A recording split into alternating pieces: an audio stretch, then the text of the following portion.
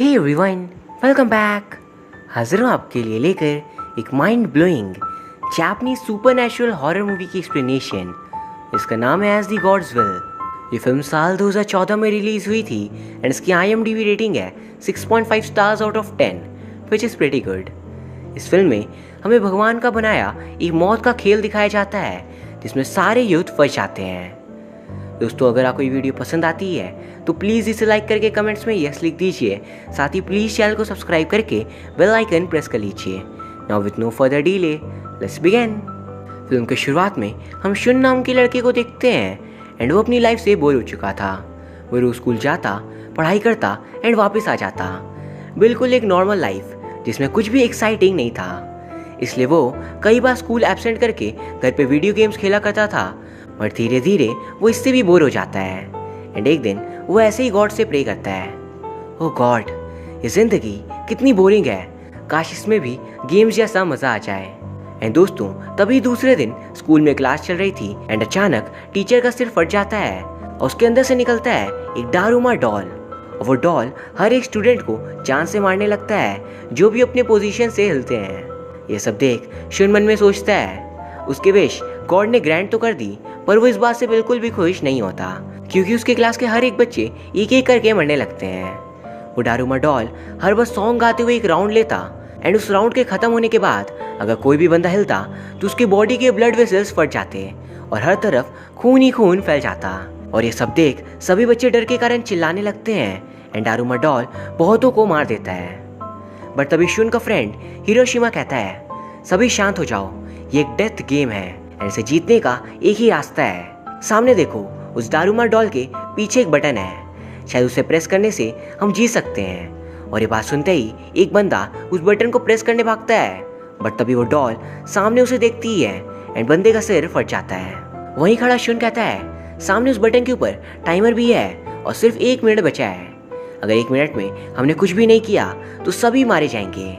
ये सुन सारे बच्चों में अफरा तफरी मच जाती है और दारूमा डॉल इसका फ़ायदा उठाकर सबको दर्दनाक मौत देती है। सिर्फ 2 लोग बचते हैं, शुन और हिरोशिमा, क्योंकि वो दोनों अपने अपने पोजीशन से नहीं हिलते। डॉल कई बार राउंड लेती पर उन दोनों के न हिलने के कारण वो उन्हें मार नहीं पाती। बट तभी हिरोशिमा कहता है, शुन, हमारे पास सिर्फ 30 सेकेंड्स है, तुम्हें मेरे ऊपर पैर रख के जंप करना होगा जिससे तुम डॉल की नज़रों से बचकर बटन प्रेस कर पाओ। पर शुन को खुद पे कॉन्फिडेंस नहीं होता, बट समय खत्म होता देख वो हिरोशिमा की बात मान जाता है एंड डॉल के बटन को प्रेस कर उसे गिरा देता है। डॉल कोशिश तो करती है शुन को मारने की, बट उससे पहले ही वो उसे गिरा चुका होता है। एंड डॉल को हराकर शुन और हिरोशिमा बहुत खुश थे क्योंकि आखिरकार उनकी जीत हुई। पर दोस्तों, तभी वो दारूमा डॉल हिरोशिमा को भी मार देती है एंड कहती है, शुन, ये बटन तुमने प्रेस किया है, इसलिए तुम जिंदा रहोगे, बाकी सभी मारे जाएंगे। शुन ये देख बहुत बुरा फील करता है, बट तभी उसे अपनी फ्रेंड इचिका दिखती है एंड उससे शुन को पता चलता है कि इस पूरे स्कूल में हर क्लास के साथ यही गेम हो रहा था एंड इचिका अपने क्लास की विनर है। दरअसल उसने सबको बचाने के लिए बटन को सावधानी से प्रेस किया, बट इंस्टेंट सारे मारे गए, सिर्फ वही बच पाई। शुन उससे कहता है, ये आखिर हमारे साथ हो क्या रहा है, चलो पुलिस को कॉल करते हैं।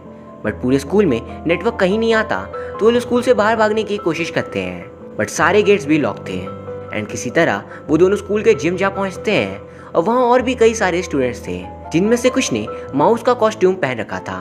तभी सब लोग नोटिस करते हैं फ्लोर पे लिखा है फिट द कैट्स बेल।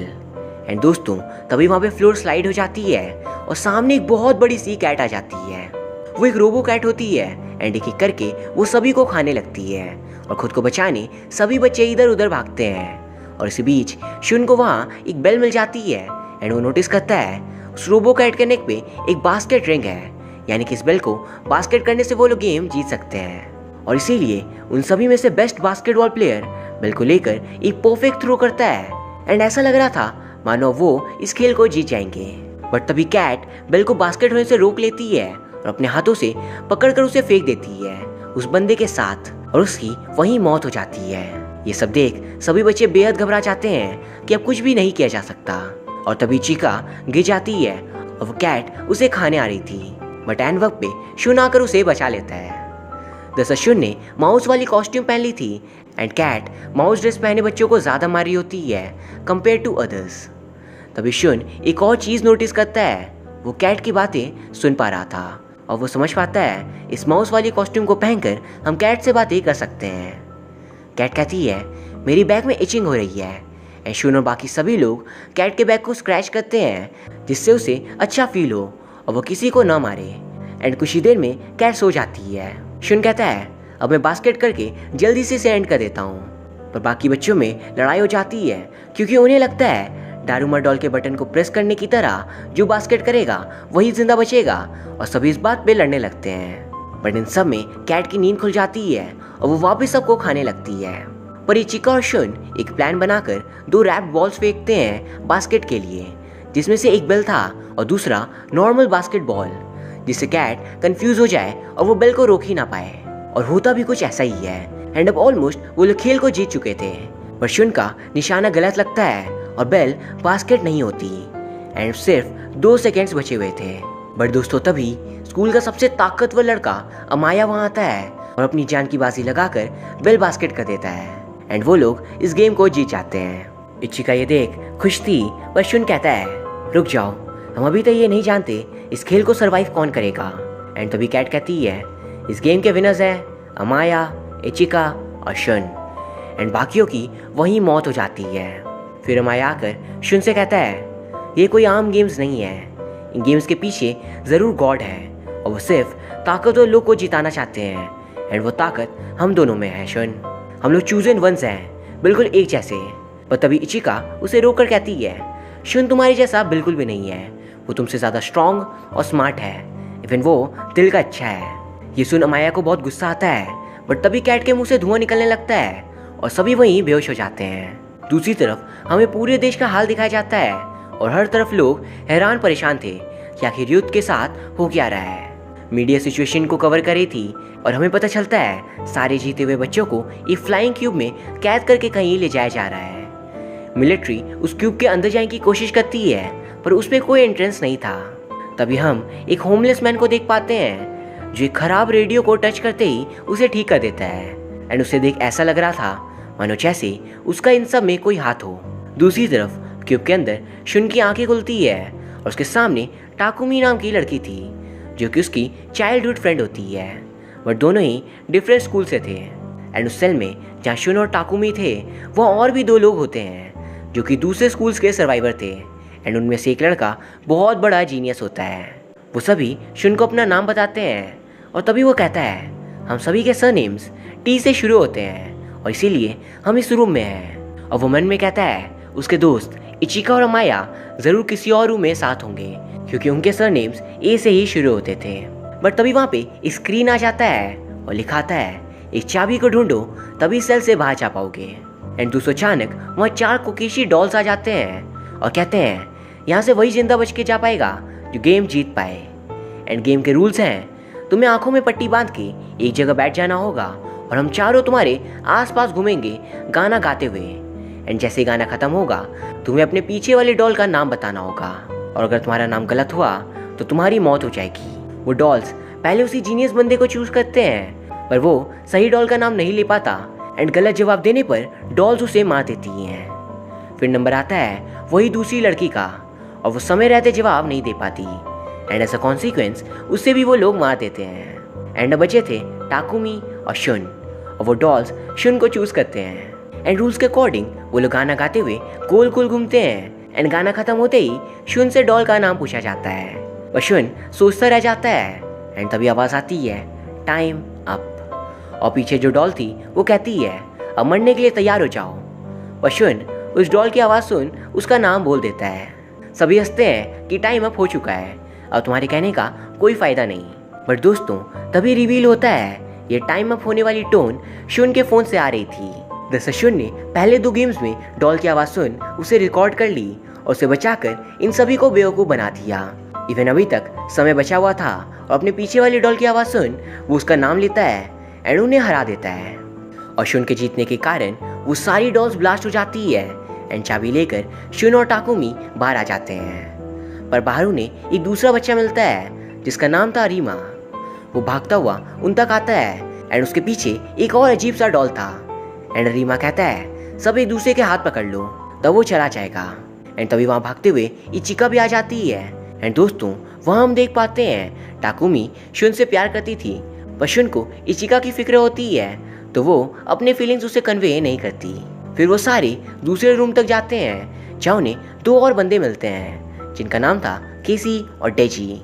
वो दोनों शुन से कहते हैं हमें कुल 7 चाबियाँ चाहिए इस गेट को खोलने के लिए, जिससे हम यहाँ से बाहर जा पाएँ। बट यहाँ उनके पास सिर्फ 4 चाबियाँ होती है।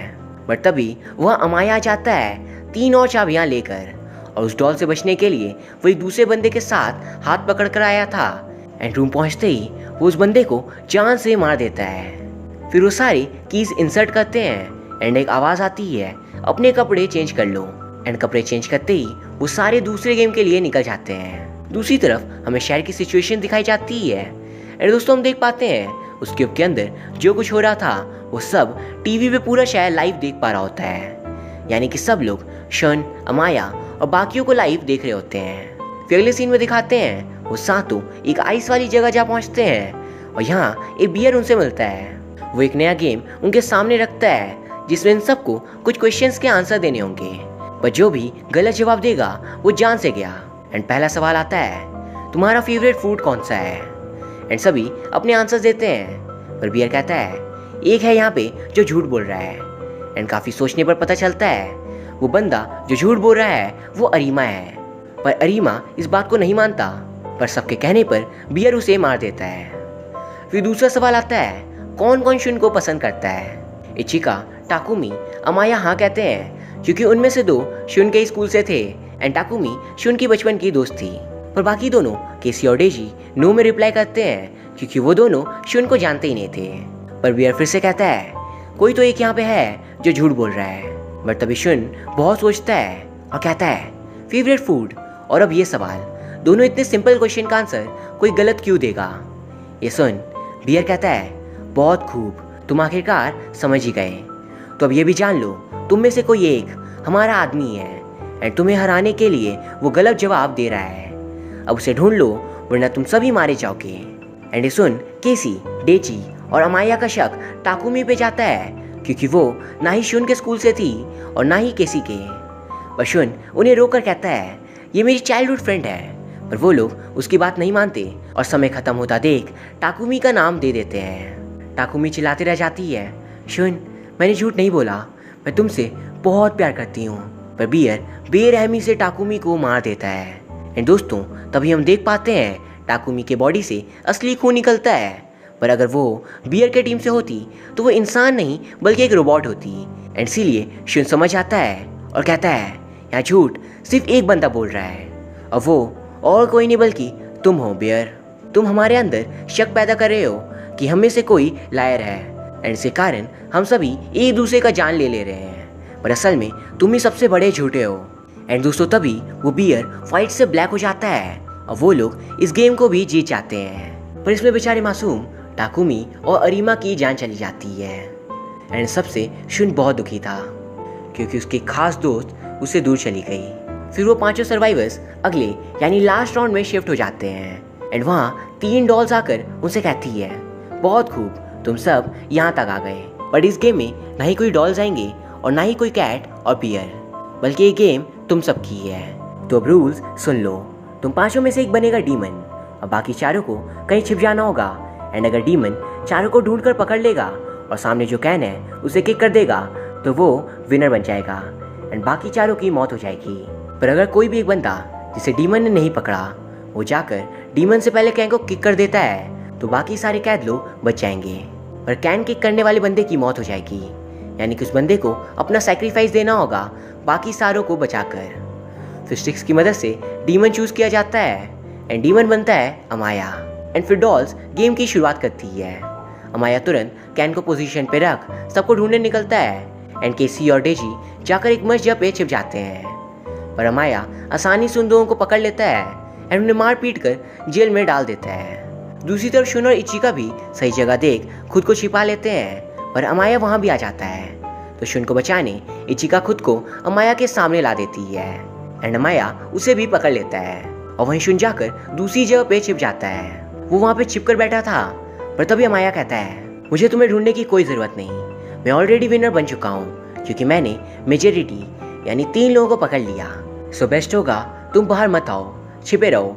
सनसेट होने के बाद हम दोनों विनर्स घोषित कर दिए जाएंगे। पर दूसरी तरफ शुन बहुत कंफ्यूज था कि वो कैन को किक करके खुद को सैक्रिफाइस कर दे जिससे बाकियों की जान बच जाएगी, या फिर वो खुद को बचाकर बाकियों को मरने छोड़ दे। पर तभी चिका कहती है, शुन मैं जानती हूँ तुम अमाया से अलग हो, पर तभी तुम्हें हमें बचाने की कोई ज़रूरत नहीं, प्लीज़ बाहर मत आना। बट शुन वही करता है जिसके लिए उसे सब ने मना किया था। वो एक हैवी आर्मर पहनकर बाहर आता है और उसे देख अमाया कहता है, आर यू सीरियस शुन, तुम मुझे इस आर्मर से रहोगे? मुझे बस तुम्हारा हेलमेट हटाना है और तुम्हारा नाम लेते ही तुम हार जाओगे। एंड होता भी कुछ ऐसा ही है, अमाया शुन का हेलमेट आसानी से निकाल लेता है। बट दोस्तों तभी शुन एक राज खोलता है कि आर्मर उसने अमाया को हराने के लिए नहीं बल्कि उसे रोकने के लिए बनाया था, और वो आर्मर के साथ पानी में कूद जाता है। एंड अमाया का पेट आर्मर के आयरन से बंधा था तो वो भी आर्मर के साथ घसीटता हुआ चला जाता है। फिर शुन बहुत ही चालाकी से आर्मर से बाहर आता है और उसे काफ़ी ज़्यादा चोट आई थी। और वहीं दूसरी तरफ अमाया चेन से बंधा हुआ था, बट अमाया अपनी पूरी ताकत लगाकर चेन तोड़कर भागता है। एंड वहीं शुन भी कैन को हिट करने ही वाला था, एंड वो दोनों ही कैन को किक करने के लिए तेज़ी से भागते हैं। पर दोस्तों पहले कैन को किक करता है शुन और वो गेम जीत जाता है। बट सभी के मन में खुशी की जगह दुख था क्योंकि शुन मरने वाला होता है। बट कैन एक्सप्लोड नहीं होता और शुन बच जाता है। एंड डॉल्स आकर बताती है वो कैन को एक्सप्लोड होने वाली बात झूठ थी ट्रू कैरेक्टर जज करने के लिए, एंड तुम सभी इस गेम के विनर्स हो। एंड दोस्तों तभी हम देख पाते हैं हर तरफ पटाखे फूट रहे थे और डॉल्स उन सभी को आइसक्रीम देती है एंड कहती है सेलिब्रेशन के बाद वो सभी अपने नॉर्मल लाइफ में लौट सकते हैं। एंड ये सब जो भी कुछ हुआ वो सिर्फ एक गेम था। सभी लोग आइसक्रीम खाते हुए इस जीते हुए समय को एंजॉय करते हैं। बट तभी हम देख पाते हैं उन आइसक्रीम स्टिक्स पे लिखा था कौन जीता है और कौन हारा, एंड सिर्फ शुन और अमाया ही जीते हुए घोषित होते हैं। वो डॉल्स आकर कहती है इंड्योरेंस, इंटेलिजेंस और इमेजिनेशन के साथ तुम लोग यहाँ तक पहुँच गए, पर आखिरी विजेता वही है जिसके पास इन तीनों के साथ साथ लक भी हो, जो कि सिर्फ अमाया और शुन के पास होता है। एंड बाकी तीनों यानी केसी, डेजी और इशिका को डॉल्स मार देती है। फिर बताया जाता है ये आखिरी गेम था, गेम ऑफ लक, जिसे सिर्फ उन दोनों ने जीता। फिर अगले सीन में उन दोनों को क्यूब के बाहर लाया जाता है एंड पूरी दुनिया उन्हें गॉड्स चिल्ड्रन नाम से प्रेस करती है क्योंकि दुनिया के करोड़ों बच्चों में से सिर्फ यही दोनों विनर्स थे। एंड ये सब देख अमाया बहुत खुश था, पर वहीं शुन बहुत ज़्यादा गुस्सा, और वो कहता है दुनिया में कोई गॉड नहीं होते क्योंकि गॉड ने उससे उसका सब कुछ छीन लिया, उसके सारे दोस्त मारे गए। बट दूसरी तरफ हम देख पाते हैं वो डॉल्स कहती हैं नहीं शुन तुम गलत हो, गॉड होते हैं। एंड दोस्तों तभी हमारे सामने राज खुलता है कि वही होमलेस इंसान जिसे हमने फिल्म के शुरुआत में रेडियो ठीक करते देखा था अपनी हाथ से, वही गॉड है और उन्होंने ही इस पूरे गेम को डिज़ाइन किया था। एंड शुन उन्हें गुस्से में देखता रह जाता है और यहाँ यह फिल्म एंड हो जाती है। नो दोस्तों आपके मन में सबसे बड़ा सवाल ये होगा कि इस गेम को गॉड क्यों चला रहे थे, आखिर उन्होंने सबको क्यों मरवाया। तो दरअसल इसका जवाब फिल्म में नहीं दिया गया, जो कि इसके सेकेंड पार्ट के लिए बचा कर रखा गया है। बट वो रिलीज कब होगी ये कोई नहीं जानता। बट तब भी हम इसका जवाब इसी सेम नाम के मांगा से मिल सकता है जिससे ये फिल्म अडैप्ट की गई है। तो अगर मांगा पे नजर डाले तो उसके अकॉर्डिंग सिर्फ अमाया और शुन सोल सर्वाइवर्स नहीं थे, बल्कि इसी सेम टाइमलाइन में दूसरे शहर में और 2 लोग भी इस गेम को जीतते हैं। एंड वहाँ पे होमलेस इंसान नहीं बल्कि एक दूसरे गॉड होते हैं। एंड दोस्तों उसी दूसरे गॉड की बहन इन सब की मेन क्रिएटर है, यानी आप उसे एक तरह की सुप्रीम एंटिटी कह सकते हो। एंड फर्स्ट वाले जो गॉड थे उन्हें इसी सुप्रीम एंटिटी ने गॉड बनाया था अपनी कुछ पावर्स देकर। एंड गॉड बनने से पहले वो जस्ट एक होमलेस मैन होते हैं। बट फर्स्ट वाले गॉड फिर बोर हो जाते हैं एंड उन्हें अब गॉड बने रहने में कोई इंटरेस्ट नहीं था, तो वो अपनी पावर्स को किसी और डिजर्विंग इंसान को देने के लिए ये गेम डिज़ाइन करते हैं। एंड लास्ट में अमाया और शुन बेसिकली न्यू गॉड्स बन जाते हैं। ना आप सोच रहे होंगे उस सुप्रीम एंटिटी के पास पावर्स कहाँ से आए, तो दरअसल वो फ्यूचर की ह्यूमन होती है, यानी क्या से 400 मिलियन ईयर्स बाद अर्थ को सन कंज्यूम कर लेता है। एंड तब सिर्फ 100 लोग स्पेसशिप से बचकर निकल पाते हैं। एंड उनमें से एक रहती है माना, जो कि सुप्रीम एंटिटी बनती है। जिसने ये सब कुछ क्रिएट किया एंड अपने खुद के क्रिएट किए भाई और एक होमलेस इंसान को पावर्स देकर उसने इस पूरी स्टोरी की शुरुआत की। यानी आप इसे एक लूप की तरह ही समझ सकते हो। फ्यूचर का एक इंसान अर्थ के खत्म होने के बाद अर्थ को दोबारा क्रिएट करेगा और वो इस अर्थ का गॉड बन जाएगा, जबकि वो खुद फ्यूचर में एक इंसान हुआ करता था। सो दोस्तों, आई होप अब आप इस कहानी को ठीक से समझ गए होंगे कि आखिर इन सब की शुरुआत कैसे हुई और ये गेम्स क्यों हो रहे थे। ये फिल्म की कहानी बहुत ही मज़ेदार और यूनिक थी and I would highly recommend कि आप एक बार इस फिल्म को ज़रूर देखो एंड इसका लिंक हम उससे इंस्टाग्राम पे आकर ले सकते हो। भाई तो दोस्तों, उम्मीद करता हूँ आपको ये वीडियो पसंद आई होगी। अगर हाँ तो प्लीज़ इसे लाइक करके कमेंट्स में यस लिख दीजिए। साथ ही प्लीज़ चैनल को सब्सक्राइब करके बेल आइकन प्रेस कर लीजिए। Thank you very much for watching. See you soon.